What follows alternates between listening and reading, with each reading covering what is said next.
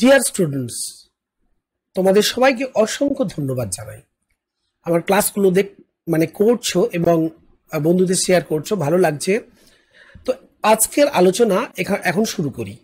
আজকে আমরা পরিচ্ছেদ সংক্রান্ত 3-8 এই পরিচ্ছেদে কিছু এমসিকিউ দেখে নেব। তোমরা নিউক্লিওফিলিক প্রতিস্থাপন বিক্রিয়া বা অপনয়ন বিক্রিয়া বা ধাতুর সঙ্গে বিক্রিয়া বা ধাতুর বা এই হ্যালো অ্যালকেনসগুলোর যে রাসায়নিক বিক্রিয়া, সেগুলো নিয়ে অলরেডি 3-8 অনুচ্ছেদে বেশ কিছু রাসায়নিক বিক্রিয়া সম্বন্ধে জেনেছ। আজকে সেই রাসায়নিক বিক্রিয়ায় থেকেই কিছু প্রশ্ন আমরা পরিচ্ছেদে জেনে নেব।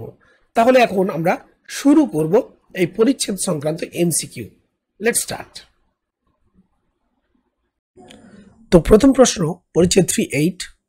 দেখো, 3 ধরনের হ্যালো অ্যালকেন দেওয়া আছে। প্রথমটা 1 ডিগ্রি, দ্বিতীয়টা 2 ডিগ্রি এবং তৃতীয়টা 3 ডিগ্রি। প্রশ্ন হচ্ছে ডিহাইড্রো হ্যালোজিনেশন যদি হয় তাহলে কোনটি ফার্স্ট রিয়াকশন দেবে। তো অর্ডারটা আমাদের আসলে করতে হবে, বুঝতে হবে। দেখো, যখনই একটা বাল্কি গ্রুপ অ্যাটাচড হবে কোথায় না, হ্যালো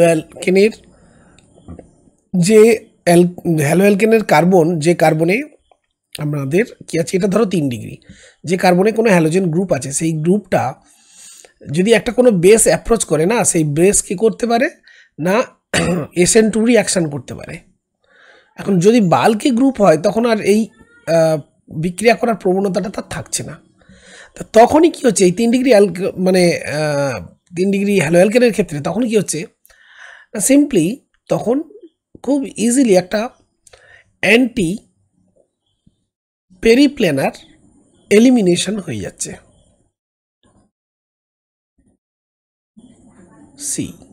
CH3, তাহলে CH2, এখান থেকে একটা H বেরিয়ে যাবে, তাই না? এখান থেকে একটা H বেরিয়ে যাবে। আমি CH3 দিলাম। তো এইভাবে অ্যান্টি পেরিপ্লেনার আসলে এলিমিনেশনের ফলে এ কিন্তু একটা বেশ স্টেবল একটা কম্পাউন্ড দেবে। সেই কম্পাউন্ডটা হচ্ছে, দেখো এই যে, এবং এটা মোর সাবস্টিটিউটেড প্রোডাক্ট হওয়ার জন্য এটা অনেক বেশি স্টেবিলিটি পাচ্ছে, স্টেবিলিটি গেইন করছে। এখন যদি এটা 1 ডিগ্রি হতো তাহলে এটা লেস সাবস্টিটিউটেড হতো। তো সেক্ষেত্রে আমাদের মোর সাবস্টিটিউটেড প্রোডাক্ট যেহেতু 3 ডিগ্রিতে হয়, অর্থাৎ যেহেতু মোর স্টেবল প্রোডাক্ট আমরা পাচ্ছি, সেই জন্য 3 ডিগ্রি আসলে এলিমিনেশন রিয়াকশানটা অনেক ইজিলি পারফর্ম করতে পারে। সেই জন্য আমরা বলবো 3 degree greater than 2 degree greater than 1 degree. সুতরাং এই বিক্রিয়াটার ক্ষেত্রে সঠিক উত্তর হচ্ছে অপশান সি। নেক্সট কোশ্চেনে আমরা চলে যাব। নিচের কোন ক্ষারকটি E2 বিক্রিয়ার পক্ষে সবচেয়ে কার্যকরী? তো অপশান দেখো, option A, B, C, D। এখানে জাস্ট কিছুই নাই, আমরা বাল্কি নিউক্লিওফাইল দেখছি A, তার চেয়ে লিস্ট বাল্কি হচ্ছে C। তো E2 বিক্রিয়ার ক্ষেত্রে আমরা জানি যে বিটা হাইড্রোজেন যখন এলিমিনেশন হয়, যত বাল্কি বেশ থাকে সেক্ষেত্রে রিয়াকশানটা অনেক বেশি কুইক হয়, অর্থাৎ বাল্কি বেস দ্বারা দ্রুত এলিমিনেশনটা কমপ্লিট হয়। কারণ বাল্কি গ্রুপ মানেই হচ্ছে সে হচ্ছে স্ট্রং বেস, এবং স্টেরিক ইন্ডেন্সের কারণে E2 রিয়াকশানকে ফেভার করে কম্পেয়ার টু SN2। মানে SN2 সঙ্গে তো অ্যাকচুয়ালি E2 কম্পিট করে, প্রতিদ্বন্দ্বিতা করে। সেই দিক থেকে আর কি আমরা বলবো যে বাল্কি গ্রুপ হচ্ছে right option. So option A is the right option for E2 elimination where base is bulky base elimination. আমরা এখানে প্রত্যেকটা প্রশ্নের কিন্তু অপশানগুলো এক্সপ্লেনেশন করে দিয়েছি। চূড়ান্ত উত্তর আমার A। সো E2 বিক্রিয়ার ক্ষেত্রে সবচেয়ে কার্যকরী ক্ষার। নেক্সট হচ্ছে 77 কোশ্চেন নাম্বার।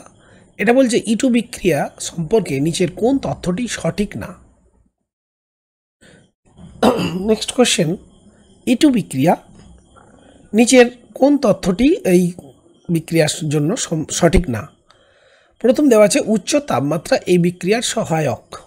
অবভিয়াসলি তাই, কারণ এলিমিনেশন প্রোডাক্টে কী হয়, ধরো সাবস্ট্রেট থেকে তৈরি হয় কি একাধিক প্রোডাক্ট তৈরি হয়, ধরো P+Q, তাহলে এন্ট্রপি বাড়ে আর যেহেতু এনট্রপি বাড়লে উচ্চ তাপমাত্রা কি করে, ডেল্টা জি কে ফেভার করে, because delta H minus T del S, কাজেই টেম্পারেচার যদি বাড়ে অবভিয়াসলি এই ফিগারটা বাড়ে, অর্থাৎ ডেল্টা জি নেগেটিভ ভ্যালুটা বাড়ে, তাহলে স্পন্টেনিয়াস রিয়াকশান হওয়ার প্রবণতা বাড়ে। সো এটা ঠিকই আছে।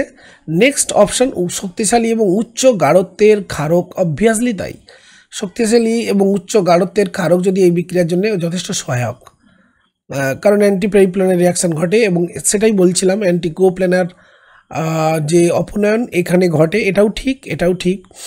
অধিক ধ্রুবীয় দ্রাবক, অবভিয়াসলি ধ্রুবীয় দ্রাবক হতে পারে, বাট যদি অ্যাপ্রোটিক সলভেন্ট হয়, অ্যাপ্রোটিক সলভেন্টটা হচ্ছে তোমার অ্যাকচুয়ালি কি করে, এই বেসগুলোকে ফ্রি রাখে, ফলে শক্তিশালী এবং এরা শক্তিশালী হয় এবং অপনয়ন করার জন্য যথেষ্ট সহায়ক হয়ে ওঠে। আর যদি প্রোটিক সলভেন্ট হয় তো প্রোটিক সলভেন্টের ক্ষেত্রে কি হবে, প্রোটিক সলভেন্ট অ্যাকচুয়ালি ওই নিউক্লিওফাইলগুলোকে কি করে, সলভেটেড করে রাখবে। সেটা এইচ বন্ডিংয়ে হতে পারে, বা সেটা জলের যে পজিটিভ এন্ড আছে পজিটিভ এন্ড দিয়ে হতে পারে। তো সুতরাং আমরা বলবো যে এই রকম ইটু রিয়াকশান অ্যাকচুয়ালি ফেভার করেন নন পোলার সলভেন্টে, অর্থাৎ অধ্রুবীয় দ্রাবকের জন্য। কাজে ধ্রুবীয় দ্রাবক এই গল্পটা সহায়ক নয়, অর্থাৎ আমরা বলতে পারি যে নিউক্লিওফাইলের সচলতা থাকলে, অর্থাৎ বেসের নিউক্লিওফাইল এখানে হচ্ছে বেস, কারণ নিউক্লিওফাইল তখন হবে যদি প্রতিস্থাপন বিক্রিয়া হয়।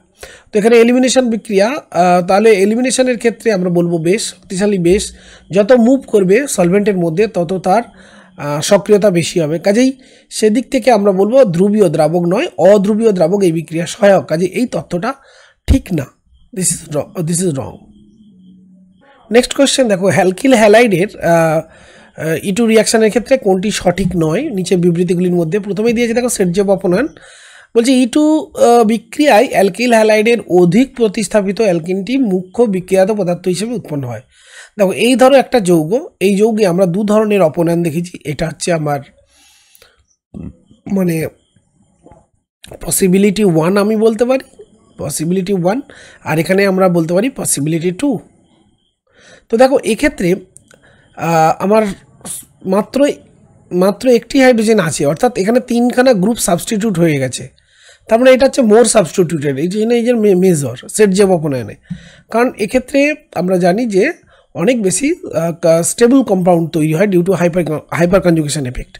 আর এর ক্ষেত্রে দেখো এই গ্রুপের সঙ্গে 3খানা হাইড্রোজেন আছে, এই যে দুটো হাইড্রোজেন আর পাশে এই হাইড্রোজেনটা, তাহলে অবভিয়াসলি একটি মাত্র সাবস্টিটিউশন হয়েছে, এই জন্য এটা লেস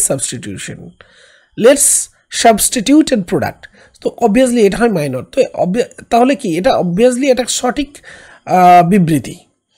নেক্সট বিবৃতিটা আমরা দেখব, ইটু বিক্রিয়ায় যখন অ্যালকিনটি সিজ ট্রান্স জিওমেট্রিক্যাল আইসোমারিজম দেখায়, তার মধ্যে বলছে সিজ আইসোমার অধিক হয়। নো, দেখো সিজ আইসোমার কি হয়, অ্যাকচুয়ালি স্টেরিক হিন্ডেন্স করে, স্টেরিক রিপালসান করে, সেই জন্য এটা মিনিমাম হয়।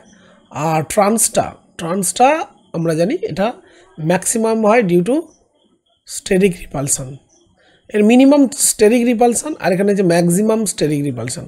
সো এই অপশানটা ভুল, দিস ইজ ভুল অপশান। ওকে, নেক্সট অপশান আমরা দেখব,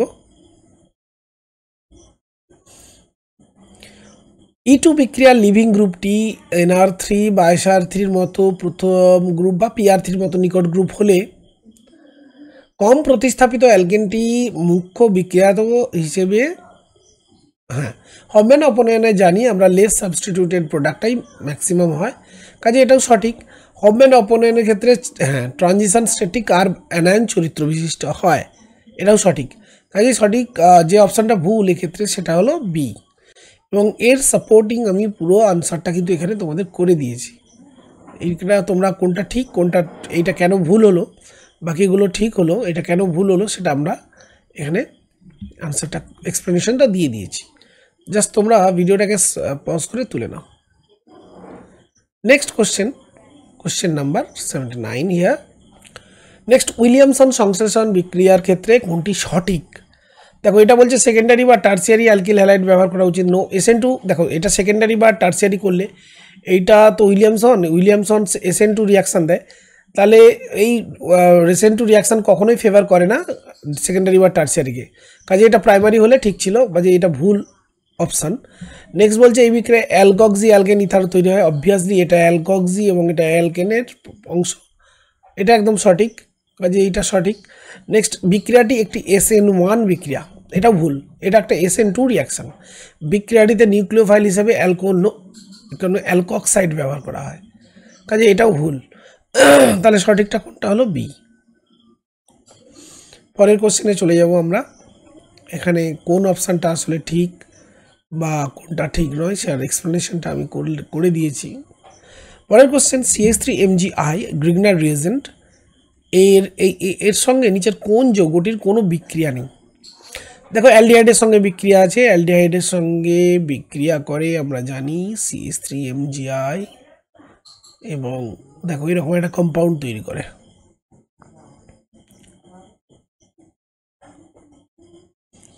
তাই না? কিন্তু D2ওর সঙ্গেও বিক্রিয়া করে, মানে হাইড্রোকার্বন যৌগ তৈরি করে, CH3CN এর সঙ্গে তৈরি করে কিটোন কম্পাউন্ড তৈরি করে, কোনো মানে ইথারের সঙ্গে কোনো রিয়াকশান নেই। সো রাইট অপশান হচ্ছে সি। ব্যাখ্যাটাও আমি দিয়ে দিয়েছি এখানে, ব্যাখ্যাটা তোমরা তুলে নাও। পরে কোশ্চেন, নিচের কোনটি জৈব ধাতব যৌগ নয়? ভেরি ইন্টারেস্টিং একটা কোশ্চেন। তো যখন জৈব ধাতব যৌগ তারাই যারা যখন মেটালের সঙ্গে কার্বনে যখন বন্ড একটা লিঙ্কিং থাকবে, তো এর মধ্যে দেখো এই অপশানে আমাদের Mgর সাথে অ্যাকচুয়ালি লিঙ্কিংটা হচ্ছে O এর, তো এক্ষেত্রে কোনো কার্বনের সঙ্গে লিঙ্ক হচ্ছে না মেটাল, সেই জন্যে এটাকে আমরা অর্গ্যানো মেটালিক কম্পাউন্ড বলবো না। এক্সপ্লেনেশনটা আমি এখানে দিয়ে দিয়েছি। বাকিগুলো কেন, বাকিগুলো সবগুলোতেই দেখো কার্বনের সঙ্গে মেটালের অ্যাকচুয়ালি লিঙ্ক, এখানেও দেখো কার্বনের সঙ্গে Li লিঙ্কিং, কার্বনের সঙ্গে Mg লিঙ্কিং, এখানে দেখো Pb মেটালের সঙ্গে C কার্বন লিঙ্কিং, মানে CH2CH3 লিঙ্কিং আছে, ঠিক আছে। Next question number 82 here. এটা একটা তোমরা জানো Wurtz Fittig reaction, sodium Wurtz reaction, এটা বি সদৃশ্য অ্যালকেন দেওয়া আছে, সদৃশ্য নয়, এটা ভার্জ রিয়াকশান।